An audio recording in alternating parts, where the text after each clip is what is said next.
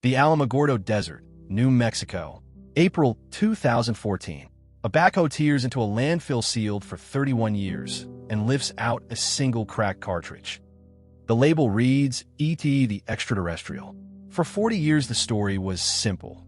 The worst game ever made, the game that killed Atari. Almost none of it is true. You're watching Tech District, where we take apart the companies that built the modern world, down to the exact room where it went wrong. Atari's story is stranger than its legend. Subscribe, because the fall here was written at the very top. Part 1. 2 Men and a Checkbook. Nolan Bushnell was a gambler by temperament. As a student, he ran a Midway Games booth at the Lagoon Amusement Park, learning how a machine coaxes a coin out of a hand. Then he studied engineering at the University of Utah, certain the arcade could be electronic. This was the early 1970s. Computers filled entire rooms and belonged to universities and the military. The idea of an ordinary person playing with one for fun was close to absurd. The popular story makes Bushnell the lone genius. The record is different, and honest history requires a flag here. In 1971, with an engineer named Ted Dabney, he built Computer Space, the first coin-operated video game ever sold. Dabney designed the circuitry that made the picture move. Around 1,500 machines shipped in fiberglass cabinets shaped like something from a spaceship, and it flopped. Computer Space asked a drunk man in a bar to read an instruction card in master rocket physics. Nobody wanted to. Computer Space had been built for another company, Nutting Associates, and Bushnell hated it. He watched them take the profits from his idea and decided that next time he would own the whole thing outright. Bushnell was never the best engineer in the room. His gift was nerve. He could look at a failure, see the one true thing buried inside it, and bet everything on it. And the one true thing was this: make it simple. Make it something a stranger understands in 3 seconds, with a drink in one hand and no instructions at all. On June the 27th, 1972, the 2 men incorporated a new company. They had wanted the name Syzygy. It was already taken, so they reached into the board game Go and chose the word for the instant before a stone is captured. They called it Atari. It was a good name. Nobody in that office noticed they had just named the company after a warning. Dabney would not last long. Within a year, he was pushed to the edges, then out, selling his share for $250,000. For decades, the official story of Atari barely mentioned that he had ever existed. Late in life, asked how it felt to be written out of what he helped invent, Dabney reached not for anger, but for something quieter. History caught up slowly. A museum recorded his story in 2012.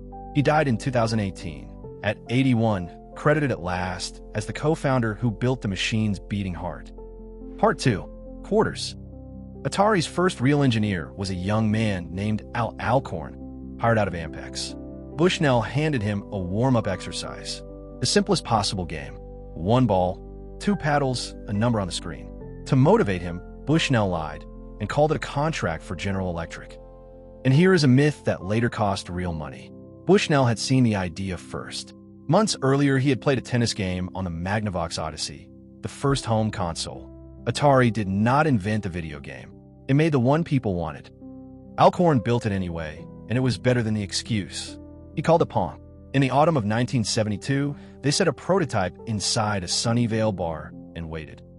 A few days later, the machine broke, and Alcorn drove out to fix it. The fault was almost beautiful. The coin mechanism had jammed solid, overflowing with quarters, because the game was too popular to accept another one. One machine in 1 bar was taking several times what a normal coin-op earned in a week. Bushnell did that arithmetic in about a second. The arcade version sold as fast as they could weld the cabinets. Atari answered with more games, including a brick-smashing puzzle called Breakout, prototyped by 2 young engineers named Steve Jobs and Steve Wozniak, before they built a company of their own. Arcades were booming, and Atari owned the room. But Bushnell wanted more than the room. He wanted the house. The machine that lived not in a bar down the street, but on the floor of your own living room, night after night. Atari's coin-op machines were everywhere. Bars, bowling alleys, pizza parlors, laundromats. For a few years, if a room in America had a spare corner and a power outlet, there was a decent chance an Atari machine was standing in it, eating quarters. So Atari shrank Pong down into a box that plugged straight into your television. and carried it to the biggest retailer in America. Of course, everyone copied it. Coleco and a dozen others flooded stores with their own Pong clones, until a game of electronic tennis was the most common thing in the American home. It was a preview, in miniature, of exactly how this story would end. In the 1975 Christmas season, Sears sold roughly 150,000 units of home Pong under its own Telegames brand at $98.95 each. In a single holiday, the video game became a thing you owned. In 1976, Warner Communications bought Atari for $28 million. Bushnell took $15 million and a promise he could run things his own way. That promise was the fuse. Warner's cash poured in. New buildings rose in Sunnyvale. The staff multiplied. A garage operation with a jammed coin box had become, in 4 short years, a real company with a real factory and a real payroll. New York Money now owned a California toy company. For a little while, nobody in New York wanted to touch the strange thing that was working. Part 3. A box in every living room. In the autumn of 1977, Atari shipped the machine that would define the industry, the video computer system. Later, everyone just called it by its model number, the 2600. It cost $199, and it did something new. It did not conquer the living room overnight. The first Christmas was slow, and Warner grew nervous. Then the price fell, and the slow burn caught fire. The genius was not the console. It was the slot. Instead of building the games into the hardware, Atari put each game onto a swappable cartridge. You bought the machine once. You bought the cartridges forever. The razor and the blades in plastic and silicon. You knew it by touch before you knew it by name. The fake wood grain veneer across the front. The row of silver toggle switches. The black joystick with a single red button that your thumb learned to find in the dark. It went under Christmas trees. It went into wood-paneled dens. For a few golden years, the most exciting object in an American living room plugged into the back of the television. The console started slowly. Then, in 1980, Atari licensed an arcade monster called Space Invaders and put on a cartridge. It was the first killer app. People bought the whole console just to play the one game. Atari became a household word, then a household verb. Have you played Atari today? The television asked, and millions of children begged for one. The name simply meant video games. Then came the Golden Age. Asteroids, Missile Command, Pitfall, games a whole generation would remember by the ache in their thumbs. For a few years, Atari was what children asked for by name and what parents queued for outside the store. The home boom was fed by the arcades, where Pac-Man swallowed quarters by the ton. Every child who lost $1 at the mall wanted to play for free at home. Rivals came running. Mattel launched the Intellivision. Coleco built the ColecoVision. But nobody dethroned the box with the fake wood on the front. By the start of the 80s, Atari very nearly was the market. Success like that breeds a particular kind of blindness. Inside Atari, the money came so fast and so easily that spending it became the culture. The private jets, the parties, the certainty. Nobody plans for the end of a boom while they are still inside it. And here's a thing the company never wanted you to know. Atari refused to print its programmers' names on the games. So a young designer named Warren Robinett hid his own name inside a game called Adventure, in a secret room only a curious player could find. The first Easter egg. Hold on to that hidden name. It is small, and it is stubborn, and it explains almost everything about why this company was about to tear itself apart. By 1982, the toy company had become the engine of a media empire. For the first 9 months of that year, Atari generated about half of all of Warner Communications' revenue. Half, and a third of its operating profit. From a machine with fake wood on the front and a joystick you could snap in two. It looked like a law of nature. It was not. Half of a giant's revenue leaning on one product line is not a fortress. It is a single point of failure, and that failure was already being scheduled. Part 4. The Textile Man. Warner had a problem with Atari, and the problem's name was Nolan Bushnell. He ran the place like a clubhouse. Hot tubs, beer and meetings, engineers doing exactly what they wanted. In November 1978, Warner fired its own founder and went looking for an adult. The man who built it was gone. Barred from making games by his own contract, Bushnell went and opened a pizza restaurant instead, with a singing robot mouse on the stage. They found their adult in the garment trade. His name was Ray Kasser, and he had spent 26 years at Burlington Industries, the largest textile company in the world. He arrived at a company of long-haired programmers in a tailored suit and did not hide his opinion of them. In 1979, he described the men who wrote Atari's games to a reporter in a single phrase that would follow him the rest of his life. 4 of those prima donnas had each written games that earned Atari tens of millions of dollars. They asked for a royalty and their names on the box, the way a label credits a musician. They were David Crane, Larry Kaplan, Alan Miller, and Bob Whitehead. Kassar turned them down flat. David Crane remembered the line for years afterward. It was the sentence that started a war Atari could not win. So in 1979, the 4 walked out and founded Activision, the first company on Earth built to make games for someone else's console. Atari sued at once to stop them. That lawsuit is the hidden hinge of this whole story, and it would not swing the way Kassar expected. And the bleeding did not stop at 4. Once the best people saw that talent could walk out the door and build something of its own, the door never really shut again. Atari had taught its own rivals how to leave. And they were good. Activision made Pitfall one of the best-loved games of the era, proving the men Kassar dismissed had been the real magic all along. But their success carried a poison none of them intended. Because here is where the popular story goes wrong. Everyone remembers a single terrible game bringing Atari down. The record says the fatal wound was that lawsuit. Atari settled in 1982, and the settlement made third-party games legal. It opened a door that could never be closed. Activision made good games. Its imitators did not. Companies like Magic and Mystique flooded the shelves with anything that fit on a cartridge. Nobody checked if the games were good.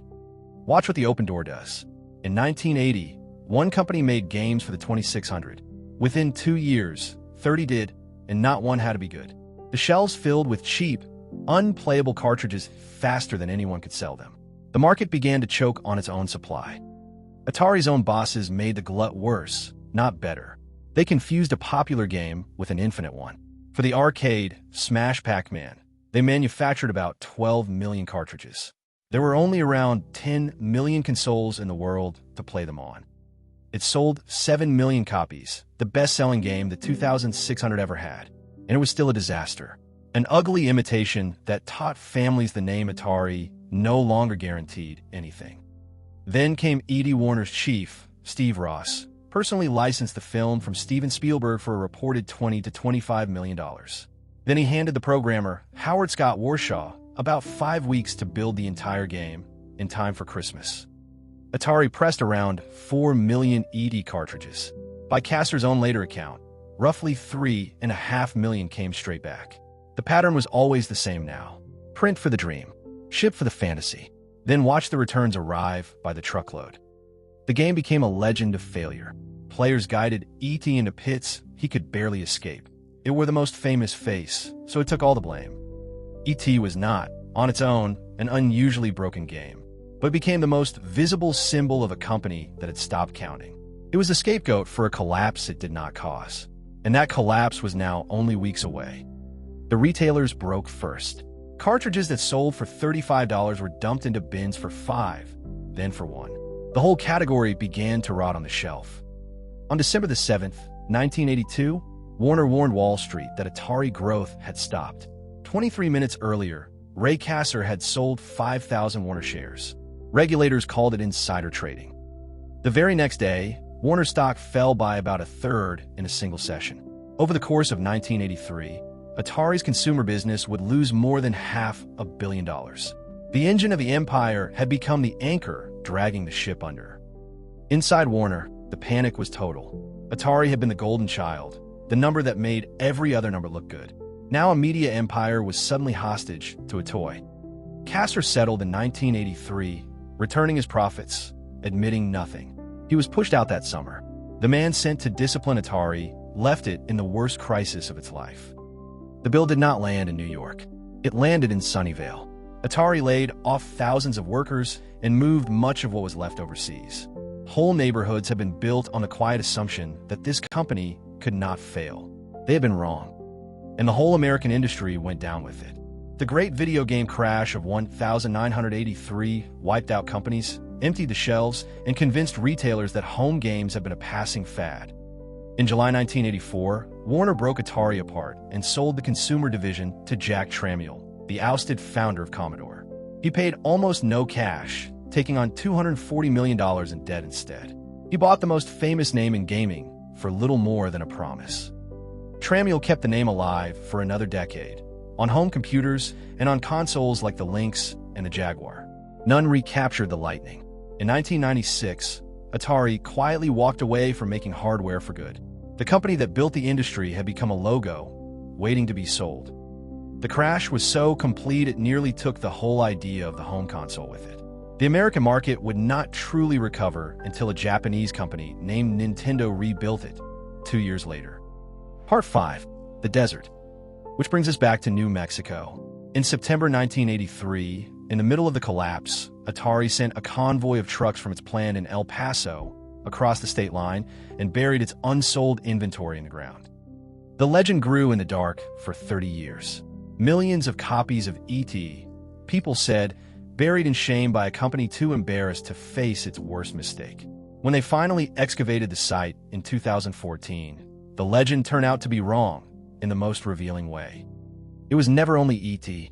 The manager who ran the burial said about 728,000 cartridges went into that hole of every kind. E.T. and Pac-Man and Centipede and Warlords, side by side. It was not shame. It was a plant closing, dumping its stock. The trench was sealed under a slab of concrete and forgotten, a small tomb of plastic in the desert. For 30 years, it existed only as a rumor, whispered between collectors as the great secret of the crash. And this was not treasure hunting. A real archaeologist, Andrew Reinhard, ran the dig with a permit, a survey grid, and a formal record filed in a national database. He called it punk archaeology, the excavation of a legend, done by the rules of science. Of the roughly 700,000 cartridges buried, the team recovered about 1,300 from 59 different games. The rest lay deeper than expected, so they were photographed, cataloged, and the hole was carefully filled back in. Howard Scott Warshaw, who built E.T. in 5 weeks, stood at the edge of that pit and watched a backhoe lift his own cartridges from the earth, and the crowd cheered. There is a coda to Warshaw's story. The man who wrote the most infamous game in history went back to school, and in 2012 became a licensed psychotherapist. He counsels burned-out engineers now. They call him the Silicon Valley Therapist. The cartridges scattered into a strange afterlife. Some went to museums. Hundreds were auctioned to collectors, raising well over $100,000. And one single copy of E.T., a game once called an all-time low, sold on its own for more than $1,500. And one cartridge did not go to a collector and did not go back into the ground. It went to Washington, to the Smithsonian behind glass, cataloged as a genuine artifact of American history. Think about what that means. A rushed, unloved game, dumped in a desert as trash, dug up 3 decades later and placed beside the artifacts of a nation. The failure had outlived the company. The junk had become a monument. Nolan Bushnell lived to see it all. Cast out of his own company, he became an elder statesman of the industry he built, right about everything except who would keep the winnings. But you don't need a museum. You remember it. You remember the weight of the joystick and how the button would stick. You remember blowing into a cartridge to make it work, a ritual that did nothing at all. You remember a Saturday that lasted forever. The company survived after a fashion. The name still gets sold and resold. But the Sunnyvale headquarters where Pong was born is gone. Google bought the land, tore it down, and raised an office whose sign copies the old Atari font. And that cracked cartridge now sits behind glass in the Capitol. So Atari did not die in that desert. And it was not killed by one bad game about a movie. It was killed years earlier in a boardroom, the day it decided the people who made its magic were interchangeable. They left, built the competition, and the flood they created finished the job. Tell us in the comments, what was the first Atari game you ever played? And is the console still in a closet somewhere? If you want the other side of this story, watch our Xerox film next.